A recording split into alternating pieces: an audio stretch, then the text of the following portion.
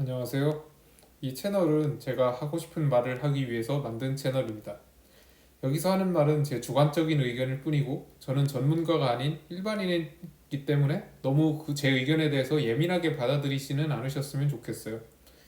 그냥 한 사람의 표현의 자유라고 생각하고 너그럽게 받아들여 주셨으면 좋겠어요. 동의하셔도 동의하지 않으셔도 좋아요. 다만 동의하지 않으신다면 혹시 이유를 밝혀서 좀 명확하게 댓글로 달아주시면 진짜 감사하겠습니다. 거두절미하고 요즘 한국에서 큰 이슈가 되고 있는 문제가 하나 있죠. 바로 출산율이 매년 최저점을 경신하고 얼마 전에 또 최저점을 얼마 전에 경신했다고 뉴스에 나왔죠. 이제 곧 0.6대를 볼 것이 거의 확실시되고 있어요. 아마 올해는 0.6대가 될 것 같습니다. 사실 이게 어제 오늘 문제는 아니죠. 매년 있었던 문제고 이미 20년이 넘은 문제긴 하지만 매년 발표 시기마다 뉴스창이 불타오르는 주제이기도 하죠. 유튜브도 엄청나게 불타오르고 있고요. 어떤 사람이 근데 한 사회에서 결혼을 하지 않고 가정을 이루고 살지 않겠다면 그건 일반적으로 개인의 가치관이고 개인의 선택이라고 볼 수 있죠. 어떤 나라에도 이런 사람은 있어요. 심지어 제 튀르키예 친구도 거기에서는 결혼율이 거의 90%는 될 거예요. 여자 같은 경우에. 근데 그 친구는 여잔데 결혼을 안 하고 있어요.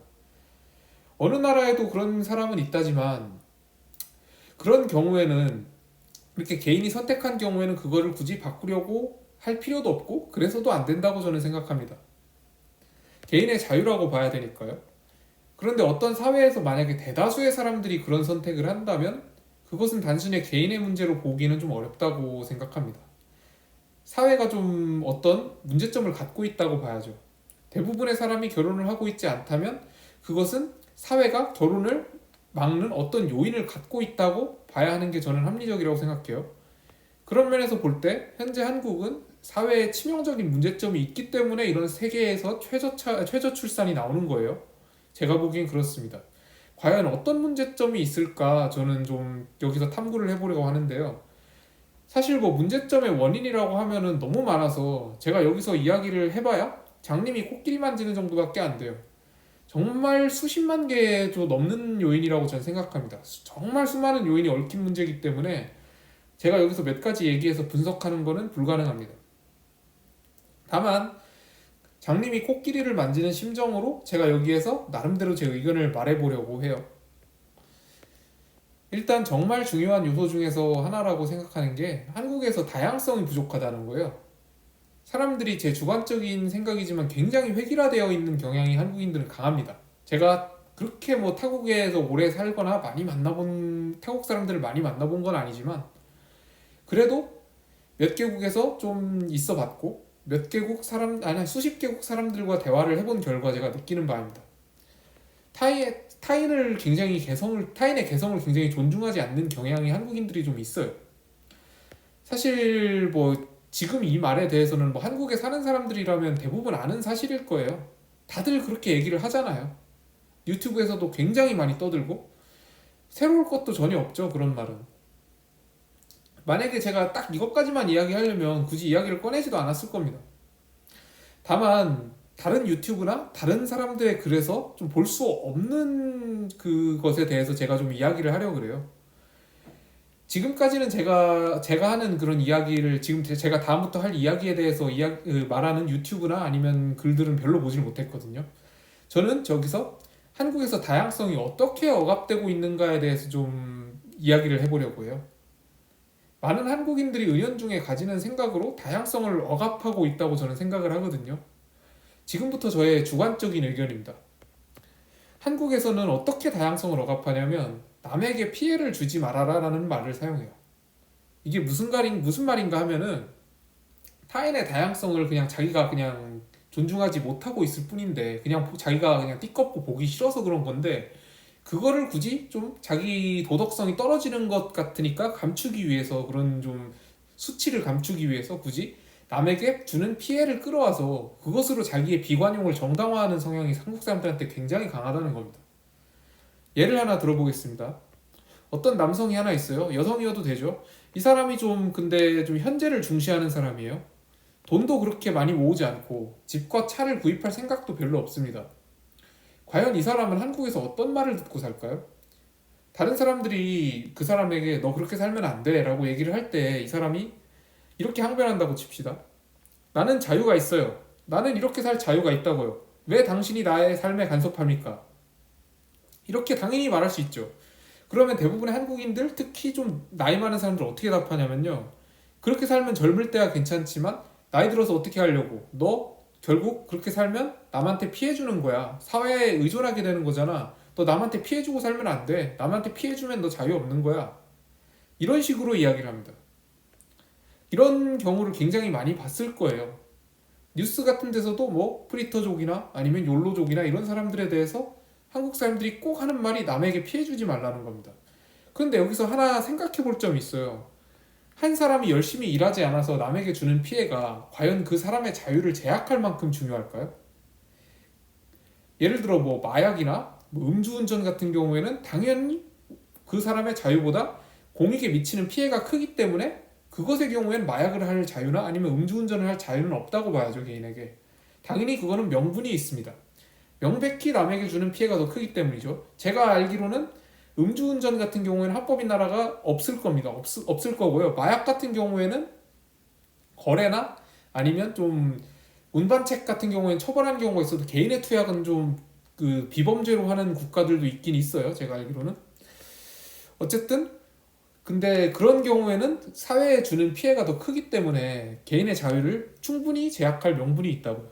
그런데 이런 경우를 생각해봐요.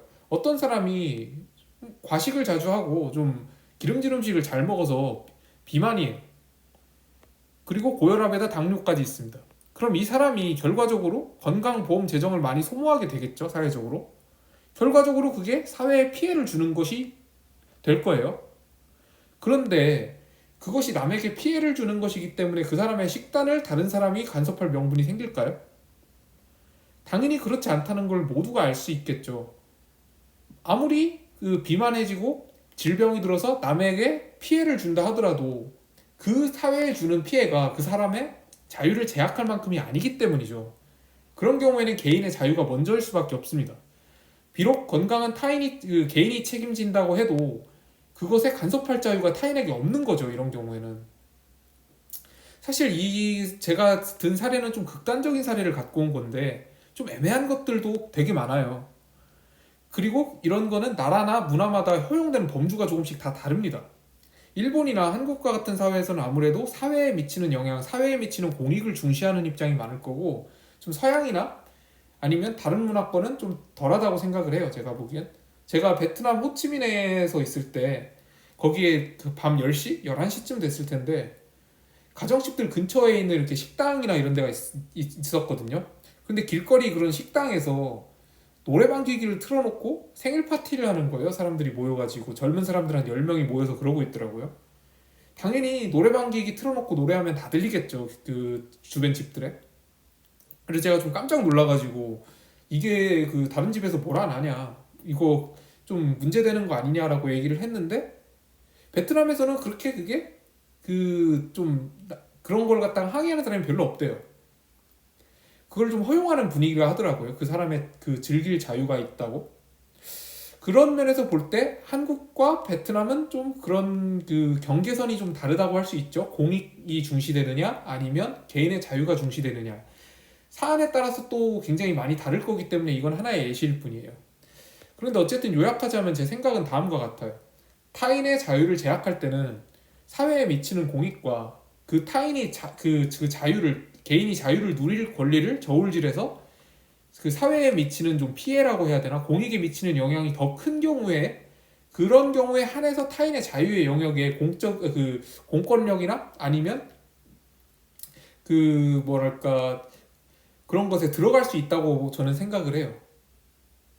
타인의 자유에 들어갈 때는 그 사람의 자유가 중요한 만큼 굉장히 강한 명분이 있어야겠죠. 그런데 대부분의 한국인들은 이것에 대해서 생각하지 않고 내가 피해보네? 너 남한테 피해주는 거니까 이거 하지 마. 이런 식으로 남에게 굉장히 남의 자유에 들어가려고 하는 경향이 굉장히 강합니다. 그런데 이렇게 남에게 주는 피해만 생각하고 자기가 특히 그 남의 자기가 속할 때는 타인의 자유를 굉장히 인정하려 들지 않아요. 이거 한마디로 관용을 베풀지 않는 것이기도 하고 타인의 자유를 굉장히 경시하는 거예요, 이건.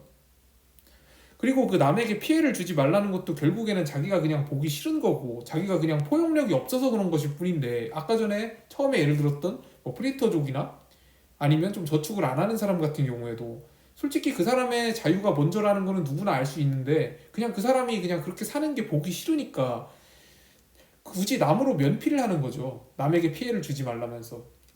자기가 허용하지 않는 타인의 행동에 대해서 비난을 하고 싶은데 명분이 없으니까 그냥 남에게 피해를 주지 말아라라는 말을 들고 나오는 거예요. 그런 경우엔 개인이 어떤 것을 싫어하고 좋아하는 것은 그 사람의 영역이고, 욜로족이나 프리터족이나 아니면 비만한 사람들 싫어하는 것도 저는 개인의 자유라고 생각해요. 하지만 그것을 타인에게 함부로 드러내는 건 굉장히 실례라고 생각해요. 자기가 그냥 싫어하는 거는 뭐 개인이 개인이 자유니까 어쩔 수 없고 그냥 그렇게 살으라고 해야 되지만, 그거를 뭐 공공연하게 드러내서는 저는 안 된다고 생각을 하거든요. 그런데 그런 사람들은 그런 혐오에 대한 죄책감이라 해야 되나? 자기가 비도덕적이라는 사람이고 관용이 없는 사람이라는 거에 대한 죄책감으로부터 자유로워지려 하니까, 그래서 타인을 핑계로 들고 온다는 생각이 들어요. 꼭 이런 사람들이 있잖아요. 외국인 노동자는 그 이슬람 애들이나 이런 애들은 남에게 피해를 주기 때문에 비난하는 거지 자기는 차별 안 한다 그래요. 남에게 피해를 주니까 비난하는 거지 자기는 차별주의자가 절대 아니라거든요. 이렇게 한국에서는 개인의 자유와 공익을 위한 자유의 제약에서 지나치게 자유의 제약 쪽으로 무게추가 기울어 있어요. 제 개인적인 생각인데 코로나 때 이런 게 굉장히 많이 드러나지 않았나 싶어요. 개인이 코로나가 걸린 거는 사실 재수가 없어서가 대부분이잖아요. 그런데 그 사람이 재수가 없어서 걸린 거든 말든 남에게 피해를 준다는 이유로 동선을 공개하라고 하는 등 굉장히 그 사람의 자유를 심하게 침해를 하는 거에 거리낌이 없었죠, 대부분의 사람들이. 그런 원리로 한국에서 다양성이 존중되지 않는 겁니다. 하지만 이게 너무 지나쳐서 좋을 게 없어요. 그 개인의 자유를 중시하느냐 공익을 중시하느냐는 사회의 경향이라 하는데, 제가 보기에는 한국은 너무 지금 선을 넘고 있습니다. 지나치게 다양성이 억압되고 있고 그런 식으로 사람들이 행복하지 않은 삶을 살고 있다는 생각이 들어요. 여러분들의 생각은 어떠신지 궁금하거든요. 한번 댓글로 달아주시기 바랍니다. 감사합니다.